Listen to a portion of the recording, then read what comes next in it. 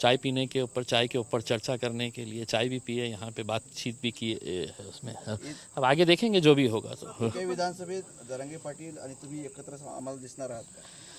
देखिए, जैसा अभी जरांगे साहब ने आपको बताया है कि कुछ दिनों के अंदर कुछ ना कुछ तो जो भी फैसला लेंगे, मैं अकेला अपने तौर के ऊपर मेरी पार्टी का फैसला नहीं कर सकता हूं।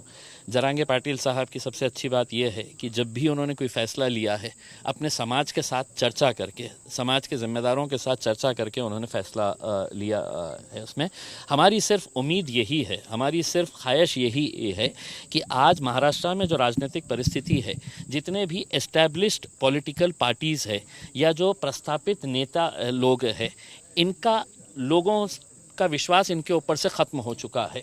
तो जब तक आप नए चेहरे नहीं लेके आएंगे, लोगों का विश्वास जो है नए चेहरों के ऊपर होगा और लोगों को लगेगा कि नहीं भाई, यही लोग बार बार चुनकर आ रहे हैं करके। आज भी राजनीति के अंदर देखिएगा, आज विधानसभा, आज एमएलएस का ये हुआ है, एक बाप मंत्री रहता है, बेटे को आमदार बना दिया जाता है, मतलब बाकी और कोई नहीं है। ये घरानेशाही कहीं ना कहीं तो ख़त्म होनी ही चाहिए ना उसमें। तो आज अगर कोई ऐसी कोशिश की जा रही है तो हम उस कोशिश के अंदर पूरा साथ देंगे जरांगे पाटील साहब को। जरांगे पाटलांनी बुद्धिबळाचं उदाहरण दिलंय, तुम्ही एका बाजूने एकत्र आलात आणि पुढचा कोण आहे राजा जो तुम्हाला मारायचा आहे? नहीं, मैं समझा नहीं हूँ। बुद्धिबळाचे असे दोन सोंगट्या असतात, दोन्हीकडे राजा असतात, तुम्ही की कोण झालात, तो पुढचं टार्गेट कोण आहे? देखिए साहब, मैं ये समझ के चलता हूँ कि यहाँ पर राजा की बात नहीं हो रही है, यहाँ पे प्रजा की बात हो रही है। हाँ, जरांगे पाटिल साहब भी जितना भी आंदोलन कर रहे हैं, वो उनके समाज के साथ जो नाइंसाफ़ी हो रही है उसके लिए वो आवाज़ उठा रहे हैं, लड़ रहे हैं। उसमें हमें तो ये बात समझ में नहीं आती है। मैं विधानसभा के अंदर जब आमदार था उस वक्त एक भाषण किया था और मैंने ये बताया था कि अगर भाजपा तैयार है, शिवसेना तैयार है, कांग्रेस तैयार है, एनसीपी तैयार है, समाजवादी तैयार है, हम तैयार है, तो क्या वजह है कि इसके अंदर रुकावटें लाई जा रही है करके। देखिए, बोलना कुछ और करना कुछ, ये राजनीतिक पार्टियों के बड़े बड़े नेताओं की आदत बन चुकी थी। अब ये जब से आए हैं तो ये सबकी पोल खोल रहे हैं, सबको उधेड़ रहे हैं, तो अब सब परेशान हैं इनकी वजह से। इनका मकसद यही है कि मेरे समाज के साथ इंसाफ करो, हम भी यही चाहते हैं कि साहब हमारे समाज के साथ भी कुछ इंसाफ होना चाहिए करके।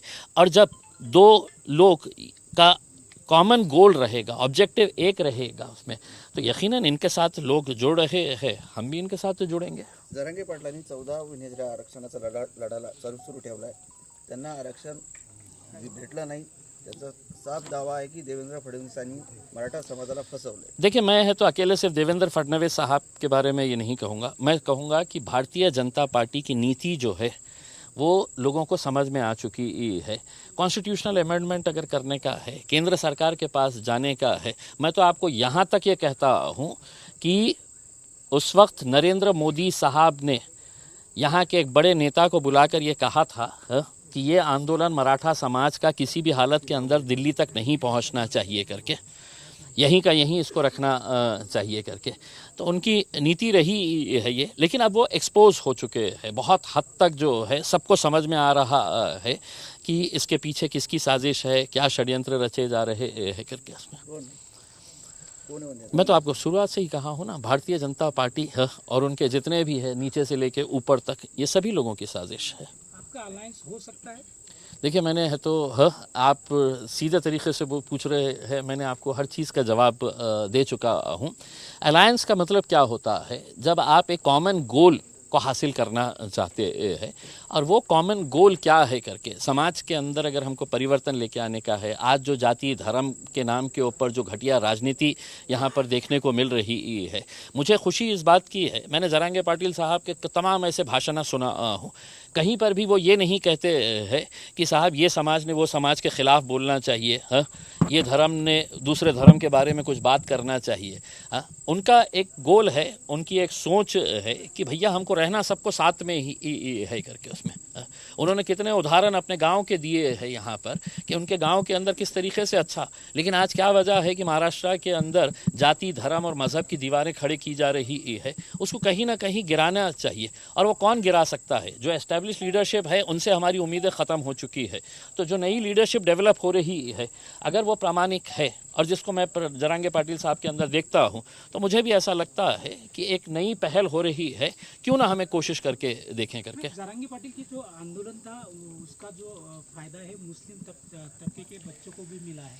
हाँ हाँ, इस वजह से भी आप देख सकते हैं। देखिए 100% मैं जैसा आपको ये बताया हूँ ना कि जब फ़ायदे मिलते हैं, किसको फ़ायदा मिलना चाहिए साहब? जो सबसे गरीब लोग हैं। हाँ, आज अगर आप बोलेंगे कि इम्तियाज़ जलील तुमको रिजर्वेशन चाहिएगा करके, तो इम्तियाज़ जलील को नहीं चाहिए, लेकिन मेरे समाज के अंदर भी जो गरीब लोग हैं, जिनकी आवाज़ कभी नहीं पहुँचती है, जो मजबूर है, जो बेसहारा है, तो वैसे लोगों के लिए ही ये लड़ाई जो है वो जरांगे पाटिल साहब ने शुरू की थी उसमें।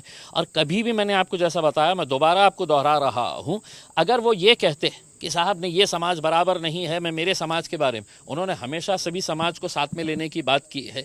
आज अगर इलेक्शन की बात हो रही है तो ऐसा नहीं है कि वो दूसरे समाजों को साथ में नहीं ले रहे हैं। सभी समाज के लोगों को अब समझना चाहिए, या तो उन बेईमानों का साथ दे, या एक नई पहल जो हो रही है तो उसका साथ दे करके अब जनता को तय करना है। जलील सर, याच्यामध्ये असं आहे की मनोज जरांगेचं सोशल इंजिनिअरिंगसाठी फार प्रयत्न चालू आहे, त्यामध्ये दलित, मुस्लिम, धनगर, मराठा.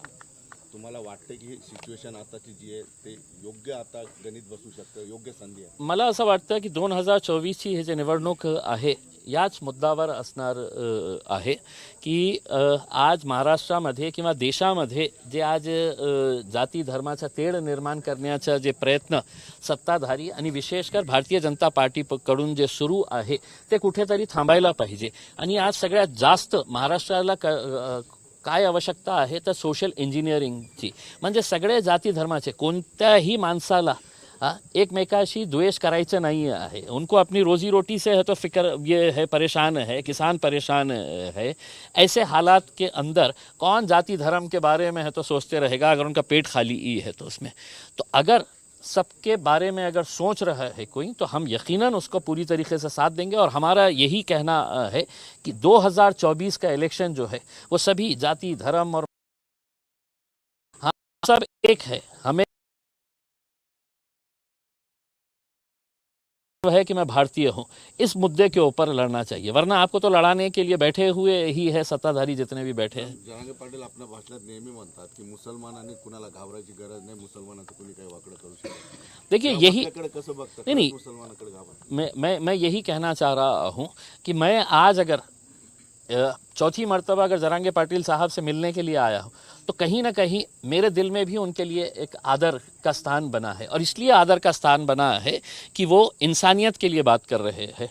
उन्होंने कभी है तो जाति धर्म और मज़हब के हिसाब से बात नहीं किए हैं. उन्होंने सबका साथ लेने की बात कर रहे हैं. इसका मतलब ये नहीं है कि भाई मुसलमानों को घबराने की.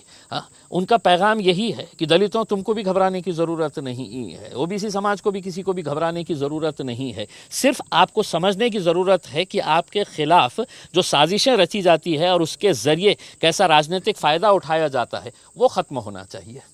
आपण राज्यामध्ये किती जागा लढवणार आहात? नाही, आता ते ठरलेलं नाही आहे. काही पत्रकार येत असेल तर तिकीट द्यायला तयार आहे आम्ही. ठीक आहे.